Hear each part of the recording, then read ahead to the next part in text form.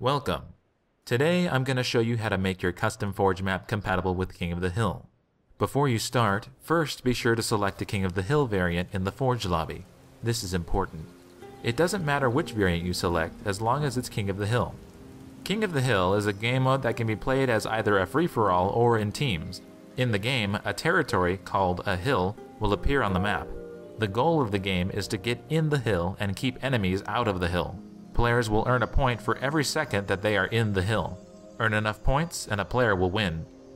What you have to do is designate where the hills can potentially appear and form their shape and size. To do this, go to your objectives category. You can use any objective item as a hill, but for now I'm going to use hill markers. King of the Hill can be played in one of two ways, Static King and Crazy King. Static King is a single hill in the middle of the map that never moves. Crazy King is with hills that frequently move around the map. Always put your first hill in the middle of the map. This is going to be your primary hill for Static King games. After placing your hill down, decide what shape it will be. Hills can be circular or square. Adjust the measurements of the hill to match the territory it represents.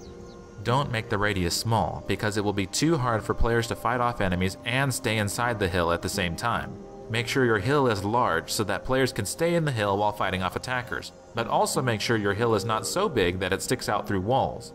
Adjust the height of the hill so players inside can stay in the hill while jumping. Once you are finished, go to Advanced Settings.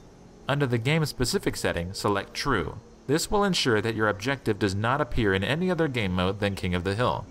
Also, simply placing a hill marker on your map will not automatically make it work as you expect. You have to program your objectives to work how you want them to. Under the game type label, select KOTH Hill. This will program your hill marker to act as a hill in the game. Under the spawn sequence setting, adjust the number to set a priority for your hill. Hills will appear in order, starting with the hill of the highest spawn sequence. For your primary hill, you'll want to set the spawn sequence higher than all of the other hills so that it will be your first and only hill to appear during Static King games. Hills that have equal spawn sequences will be selected in a random order among each other. Now that I have my primary hills down, I need to put down some secondary hills. These are hills that will probably only be used in Crazy King games. Put these hills in areas that seem like reasonable territories for a player to defend. Try to put down a lot of hills. The more you can put down, the harder it will be for skilled players to accurately predict where the next hill will be. If your hill is in a room or a platform, make sure to adjust the size so that the hill fits the space that it's in. Make sure that your secondary hills all have a lower spawn sequence than your primary static hills.